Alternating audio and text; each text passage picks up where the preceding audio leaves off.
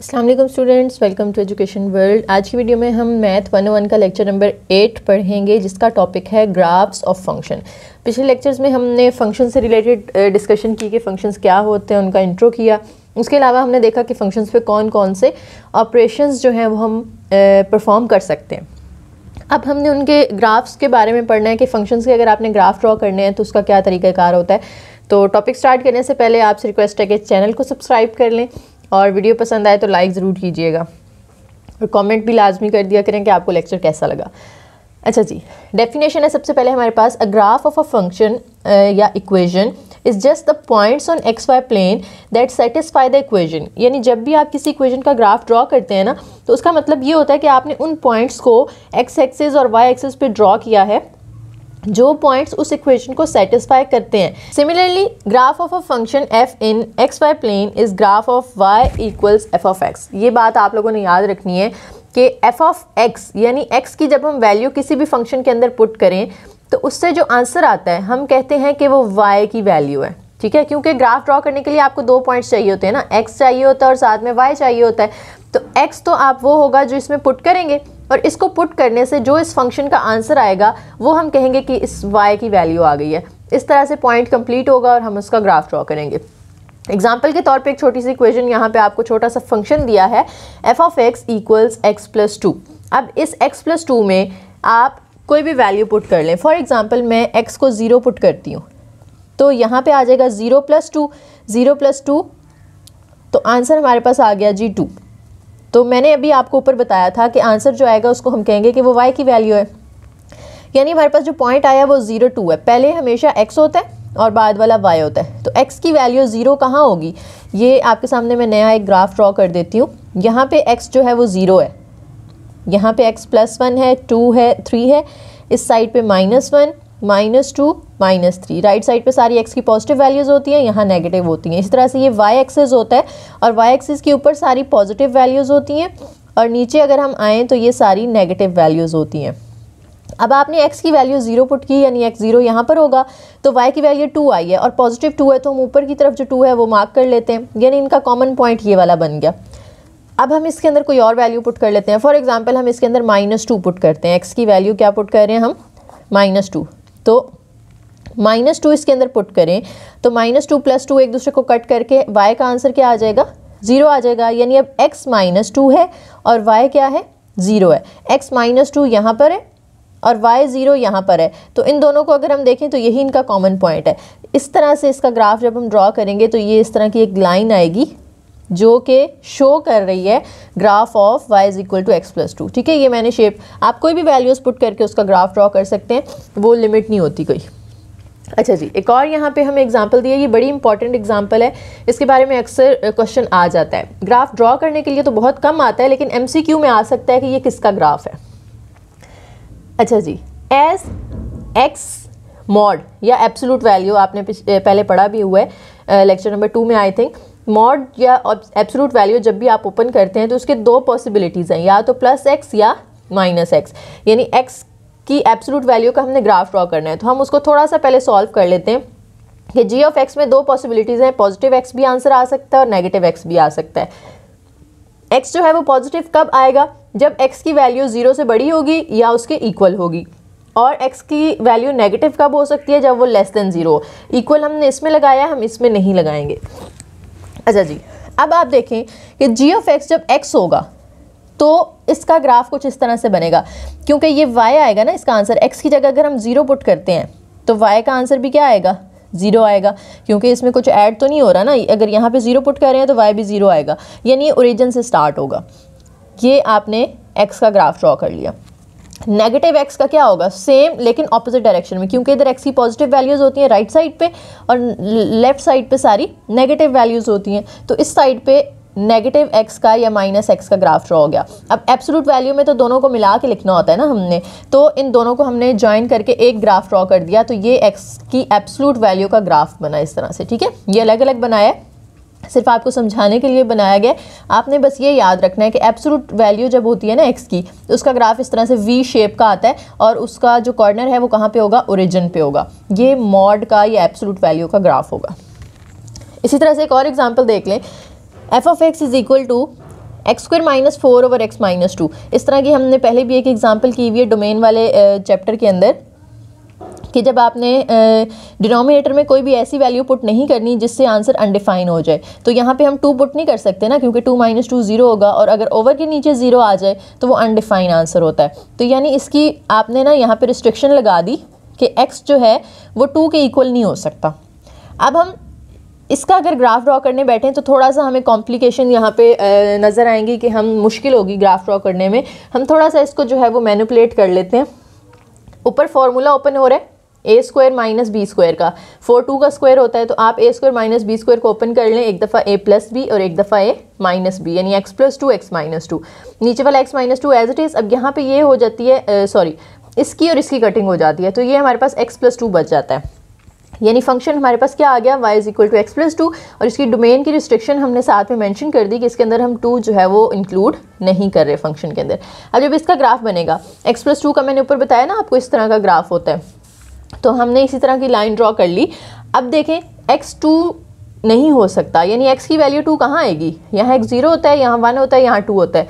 तो 2 के सामने इस लाइन के ऊपर ना आपने एक छोटा सा होल ड्रॉ कर देना है, छोटा सा सर्कल ड्रॉ कर देना है, जो कि इस चीज़ को रिप्रेजेंट कर रहा है कि यहाँ पे जो ग्राफ है वो ब्रेक हो रहा है, यानी उसके अंदर होल है। इसका मतलब है कि यहाँ पे जो वैल्यू होगी x की वो डोमेन के अंदर इंक्लूड नहीं कर सकते हम। इसी तरह से एक और एग्जांपल है, y is equal to 2 functions हैं 1 और x प्लस 2। अब y का आंसर 1 कब आता है, अगर x की value less than equal to 2 होगी। अगर x की वैल्यू हम 2 या उससे छोटी पुट करते हैं तो फिर आंसर 1 आता है। इसी तरह से अगर हम x की वैल्यू 2 से बड़ी पुट कर दें तो उसका आंसर x प्लस 2 आता है। अब इसके 2 पार्ट्स हैं ना इसके अंदर, तो इसके भी 2 हिस्से बनेंगे ग्राफ के, जैसे एब्सोल्यूट वैल्यू में हमने देखा था। तो यहाँ भी देखें, मैं दोबारा से ग्राफ ड्रॉ करती हूँ ताकि स्टेप बाय स्टेप आपको समझ आए। पहले फंक्शन के अंदर देखें y की वैल्यू 1 ही रहनी है, तो y की वैल्यू 1 पॉजिटिव यहाँ होगी ना, यानी ये यहीं रहेगी, चेंज नहीं होगी, क्योंकि ये कांस्टेंट फंक्शन है। कांस्टेंट फंक्शन कभी अगर आपको कॉन्सेप्ट याद हो वो ये होता है जिसके अंदर कोई भी वेरिएबल ना हो। अब x की वैल्यू 2 के इक्वल भी है, x की वैल्यू 2 कहाँ होगी, ये +1 और ये +2, यानी हमारा यहाँ से ग्राफ शुरू होगा। ठीक है, 2 के इक्वल है और 2 से छोटी वैल्यूज़, 2 से छोटी वैल्यूज़ उसके पीछे आएंगी ना सारी नेगेटिव साइड पे, और इस 1 के बराबर हमने रख के ये लाइन लगा दी। ये लाइन शो कर रही है कि y की वैल्यू 1 रहेगी जबकि x की वैल्यू 2 से छोटी होती जा रही है। और अगर यहाँ पे फॉर एग्जांपल 2 होती y की वैल्यू, तो ये लाइन हम यहाँ पे ड्रॉ करते, क्योंकि y की वैल्यू 2 यहाँ थी, y की वैल्यू 3 यहाँ थी, जैसे x की तो 2 से स्टार्ट करनी थी, लेकिन ये इस तरह से जाती। ठीक है, तो कांस्टेंट फंक्शन के लिए एक स्ट्रेट लाइन इस तरह से हॉरिजॉन्टल आती है अगर x की वैल्यू चेंज हो रही है और y की वैल्यू चेंज नहीं हो रही। अब दूसरे फंक्शन की तरफ चलते हैं। दूसरा हमारे पास है x प्लस 2, इसके अंदर तो x आ रहा है ना, यानी जैसे जैसे हम x की वैल्यूज़ पुट करते जाएंगे तो y की वैल्यूज़ भी चेंज होती जाएंगी, और ये x 2 से बड़ा है, यानी x की वैल्यू आपने 2 से शुरू तो करनी है और उससे बड़ी साइड पे, और ये सीधी लाइन नहीं जाएगी क्योंकि इसमें x चेंज करने से y चेंज होगा, y की भी वैल्यूज़ ज़्यादा होती जाएगी, तो ये इस तरह की लाइन आएगी, इस तरह की, क्योंकि x भी आगे जा रहा है और y भी ऊपर भी जाना है, हमने आगे भी जाना है, तो ये इस तरह से जाएगा। और यहाँ पे 2 पे आपने ना एक होल या खाली सर्कल ड्रॉ करना है। ऐसा क्यों, क्योंकि इसके साथ इक्वल का साइन नहीं है, यानी 2 इसकी डोमेन में शामिल नहीं है, सिर्फ उससे बड़े नंबर। तो 2 के ऊपर आपने होल ड्रॉ कर दिया और उससे बड़े नंबर इस तरह से आपने शो कर देने। नेक्स्ट हमारे पास आते हैं ग्राफिंग फंक्शंस बाय ट्रांसलेशन, कि आप फंक्शन के ग्राफ ड्रॉ करें, लेकिन किस तरीके से ड्रॉ करें, ट्रांसलेशन के ज़रिए। ट्रांसलेशन का मतलब होता है आपने थोड़ा सा ना ग्राफ को एक्सटेंड कर देना होता है, या उसको थोड़ा सा उसकी पोजीशन चेंज कर देनी होती है। अब वो कैसे होती है, 4 केसेस हैं हमारे पास यहाँ पे। फर्स्ट केस के अंदर, ये बहुत इंपॉर्टेंट है, MCQs के अंदर आते हैं अक्सर, y is equal to f of x plus c, यानी एक फंक्शन था आपके पास f ऑफ x, उसके अंदर कुछ ऐड होता है अगर, तो आप उस ग्राफ को जो है वो थोड़ा सा अपवर्ड मूव करवाते हैं बाय c यूनिट्स। इसी तरह से f ऑफ x के अंदर अगर कुछ माइनस हो तो आपने उसको नीचे की तरफ ले आना है बाय c यूनिट्स। अभी आपको इनकी पॉइंट्स की समझ नहीं आ रही होगी, ये मैं एग्जांपल के अंदर जो है ना आपको काफ़ी डिटेल से इन दोनों को रिलेट करके आपको समझाऊंगी, फिर अच्छी समझ आएगी। फिलहाल हम इसकी रीडिंग कर रहे हैं। यहाँ पे देखें फंक्शन के अंदर कुछ ऐड हो रहा है, इधर फंक्शन के बाहर कुछ ऐड या सब्ट्रैक्ट हो रहा था, लेकिन यहाँ पे फंक्शन के अंदर x के साथ कुछ प्लस या माइनस हो रहा हो तो क्या करते हैं, प्लस हो रहा हो तो आपने ग्राफ को थोड़ा सा लेफ्ट साइड पे मूव करवा देना है बाय सी यूनिट्स, और अगर माइनस हो रहा हो तो आपने राइट साइड पे मूव करवा देना है बाय सी यूनिट्स। अब देखें एग्जांपल, और फिर हम इन पॉइंट्स को भी साथ साथ देखते हैं। देखें जी, ग्राफ ड्रॉ करना है आपने of F of x, mod है या एब्सोल्यूट वैल्यू है x माइनस 3 की प्लस 2। अब देखें यहाँ पे अगर आप गौर करें तो x की एब्सोल्यूट वैल्यू का ग्राफ तो आपको पता है ना इस तरह का होता है, ठीक है। तो ये स्टेप बाय स्टेप हम इसको सॉल्व करते हैं। देखें, हमने पहले x की एब्सोल्यूट वैल्यू का ग्राफ यहाँ पे ड्रॉ कर लिया कि वो इस शेप का होता है, अभी हमने पीछे भी देखा था वी शेप का होता है और ओरिजिन पे इसका कॉर्नर आ रहा होता है।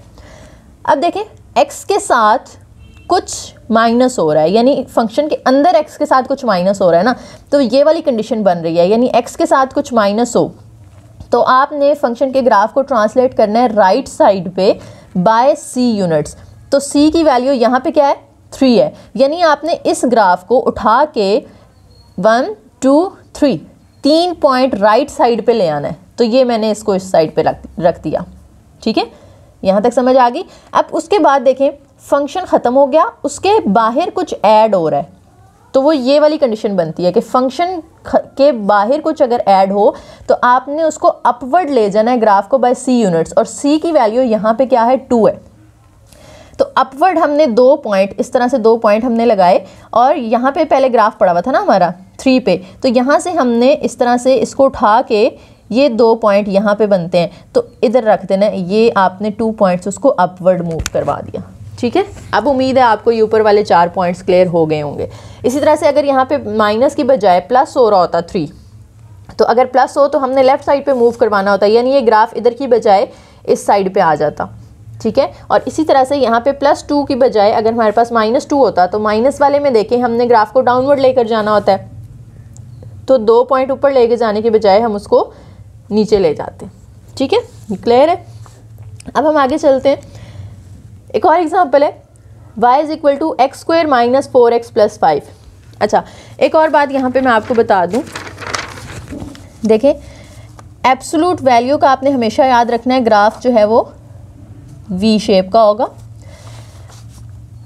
x² का ग्राफ हमेशा पैराबोला होता है, क्वाड्रेटिक इक्वेशन जो होती है ना वो पैराबोला का मतलब है यू शेप का, ठीक है, और इसका सेंटर भी ओरिजिन पे आता है। अगर इसके साथ कुछ प्लस या माइनस नहीं हो रहा तो इस तरह से इसके साथ भी कुछ प्लस या माइनस नहीं हो रहा तो फिर इसका सेंटर जो है वो ओरिजिन पे होता है, इसका भी ओरिजिन पे होता है। मॉड का वी शेप का ग्राफ होगा, x² का यू शेप का ग्राफ होगा, ये याद रखनी है बातें आपने। अब एग्जाम्पल की तरफ चलते हैं, y = x² - 4x + 5। अब यहाँ पे x² तो आ रहा है लेकिन x 2 दफ़ा आ रहा है, तो हम इसको कुछ इस तरह से सिंप्लीफाई कर लेते हैं कि x जो है ना हमारे पास 1 दफ़ा आ जाए। तो वो कैसे होगा, कंप्लीटिंग स्क्वायर वाले मेथड से, x² - 4x + 5।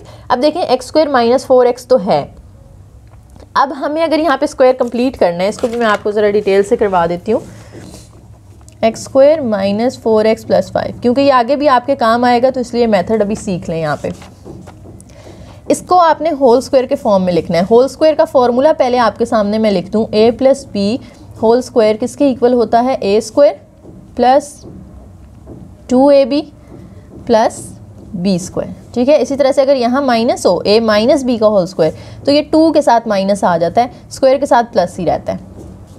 अब देखें यहाँ पे x² माइनस, क्योंकि यहाँ पे माइनस है ना x वाली टर्म के साथ, तो हम ये माइनस वाला फॉर्मूला यूज़ करेंगे, -2ab फिर प्लस b² आना चाहिए, प्लस b का स्क्वायर।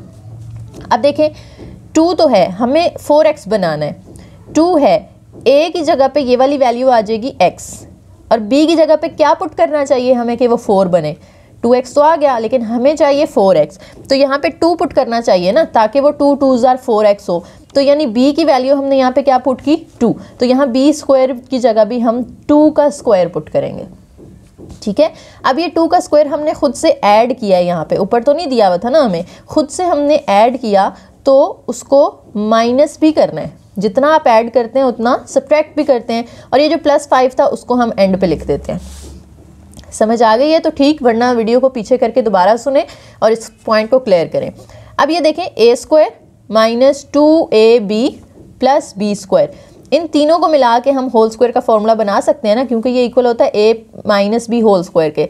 तो ए की जगह एक्स माइनस बी की जगह 2 इसका होल स्क्वायर, और ये -2 का स्क्वायर ओपन करेंगे तो 4 आ जाएगा plus 5, x minus 2 whole square 5 minus 4 तो ये +1 आ गया। यानी इसको इस तरह से हमने सिंप्लीफाई कर लिया ताकि हमारे पास x 1 रह जाए। तो ये आपके सामने इसकी फॉर्म आ गई फाइनल। अब देखिए मैंने अभी आपको बताया था कि एक्स स्क्वायर का जो फॉर्मूला ग्राफ होता है वो इस तरह का होता है, पैराबोला या यू शेप होता है जिसका सेंटर ओरिजिन पे हो। ठीक है, जैसे हमने यहाँ पे देखा x का ये था, फिर हमने उसको स्टेप बाय स्टेप मूव किया। अब इसी तरह से हमने एक्स स्क्वायर का तो ड्रॉ कर लिया। अब x में से कुछ माइनस हो रहा है, यानी फंक्शन के अंदर सब्ट्रैक्शन हो रही है ना, तो फंक्शन के अंदर अगर कुछ माइनस हो रहा हो तो हमने उसको क्या करना होता है, राइट साइड पे ले जाना होता है। यानी आप इसके ग्राफ को क्या करेंगे, राइट साइड पे ले जाएंगे 2 यूनिट्स, यहाँ पे 1 यहाँ पे 2, यानी ये पैराबोला इस तरह से आएगा आपका। ठीक है, अब साथ में कुछ प्लस हो रहा है, और प्लस में हमने ऊपर देखा था कि अगर फंक्शन के बाहर कुछ ऐड हो रहा हो तो आपने अपवर्ड उसको मूव करवाना है। और क्या ऐड हो रहा है, 1 ऐड हो रहा है, यानी आप इसको एक पॉइंट ऊपर ले जाएंगे तो वो ये शेप आ जाएगी आपके पास। तो ये ग्राफ आ गया x square minus 4x plus 5 का। ठीक है, ये 2 एग्जाम्पल्स उम्मीद है आपको समझ आ गई होगी। अब हम चलते हैं आगे रिफ्लेक्शंस। रिफ्लेक्शन किसे कहते हैं, -x, y is a reflection of x y about y axis. देखें क्या मतलब है इस बात का कि ये आपके पास y एक्सिस होता है, ये x एक्सिस होता है। अब x की वैल्यू एक है +2 और एक है -2, और y की वैल्यू हम यहाँ पे ले लेते हैं फॉर एग्जांपल 3। तो इधर जो पॉइंट बनेगा और एक इधर पॉइंट बनेगा, ये जो पॉइंट होगा उधर x की वैल्यू 2 है और y की वैल्यू 3 है। इस साइड पे ये जो पॉइंट बना, इधर x की वैल्यू -2 है और y की वैल्यू 3 है, यानी एक xy है एक -xy है। तो xy माइनस XY का रिफ्लेक्शन होता है अबाउट y एक्सिस, यानी ये एक y एक्सिस है ना, y एक्सिस से एक साइड पे एक वैल्यू दूसरी साइड पे दूसरी, और रिफ्लेक्शन का मतलब होता है अक्स, यानी सेम चीज़। तो एक दूसरे के सेम ही बन रहे हैं, लेकिन सिर्फ क्या आ रहा है, इधर +x है इधर -x, y की वैल्यू सेम है, तो इसे हम कहते हैं reflection of the function about y axis. इसी तरह से अगर y की वैल्यू एक तरफ पॉजिटिव हो और एक तरफ नेगेटिव हो तो वो किस तरह का ग्राफ बनेगा, वो कुछ इस तरह का ग्राफ बनेगा। यानी यहाँ पे हमने x की वैल्यू ले ली फॉर एग्जांपल 2, y की वैल्यू यहाँ पे थी हमारे पास 3 और यहाँ पे है -3। तो इस साइड पे जब हम पॉइंट ड्रॉ करेंगे ये पॉइंट, तो x की वैल्यू 2 है, y की वैल्यू 3 है, और इस साइड पे अगर ड्रॉ करें तो x की वैल्यू 2 है, y की वैल्यू -3 है। अब देखें x सेम है लेकिन y एक दफ़ा पॉजिटिव था एक दफ़ा नेगेटिव हो गया, तो हम कह सकते हैं कि ये x y और x माइनस y है, y एक दफ़ा पॉजिटिव एक दफ़ा नेगेटिव है, और ये किस एक्सिस के आमने सामने आ रहे हैं, x एक्सिस के, ये x एक्सिस है उसके आमने सामने आ रहे हैं। तो हम कहते हैं कि x y और x माइनस y जो है वो रिफ्लेक्शन है अबाउट y x एक्सिस, वो x एक्सिस के अलॉन्ग एक दूसरे का रिफ्लेक्शन है। इसी तरह से ये तो हमने बात की पॉइंट्स की। अब हम बात करते हैं फंक्शंस की, कि अगर फंक्शन को हम देखें y is equal to f of x and y is equal to f of -x।